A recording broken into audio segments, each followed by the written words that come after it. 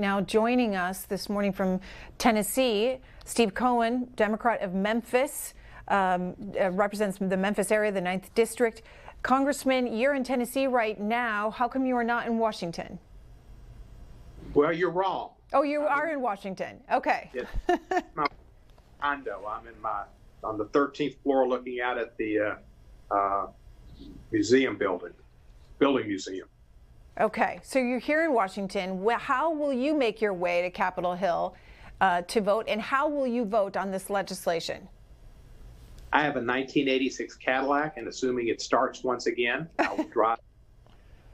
If it doesn't, I will walk, and I will vote for it. And I think everybody's going to vote for it. There might be a couple of Republicans that object for some reason, not too many, because we have to do something to move the country forward. I'm not pleased with what we're doing.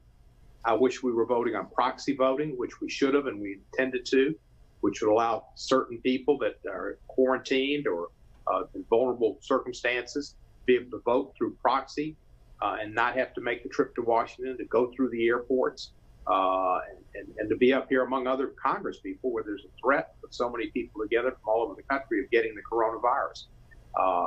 Instead, that was taken off because the Republicans didn't have input, they said, and Speaker Pelosi said she wanted everything to be bipartisan.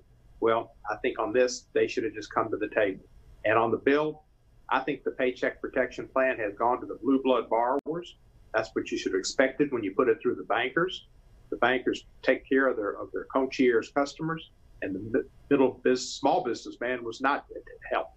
This bill we passed today does help small business, and the Democrats insisted that at least $60 billion go through community banks and credit unions and smaller institutions that get to women and minorities, rural folks and veterans who were shut out often in the first tranche of money.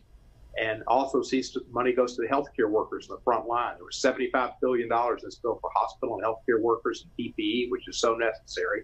And that extra $60 billion, and then another $60 billion in the emergency disaster program, that'll get out to small business better. So the monies that the Democrats got in there, which an additional $110 billion on top of the $250, will go as it was intended to. The $250, I have no thought that it's going to go any much better. Ruth Chris never should have got the $20 million. There's some hotel in Dallas got $45 million. I've seen law firms in Memphis get money. I've seen wealthy people who could easily get through this and aren't going to suffer because of coronavirus get money. And giving the banks the money and having them operate like they were government officials was folly. That's what Mitch McConnell wanted. That's what Mitch McConnell put in the bill, and that's what became the law. Congressman, what is it like in your district, in your state? And what are your thoughts on their governor wanting to reopen the economy there? Have you hit the peak in your state? No, we're not supposed to hit the peak until late mid-May or early June. Cases go up every day.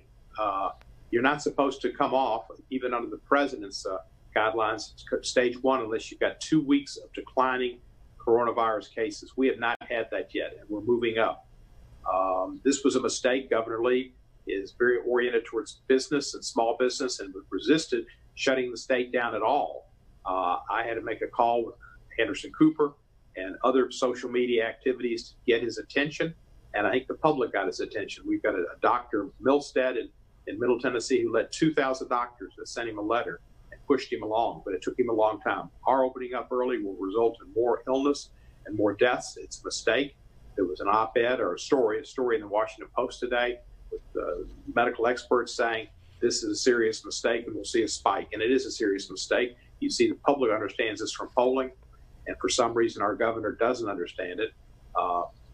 He's making a mistake in, I think, expediency or philosophy, but either way it's wrong.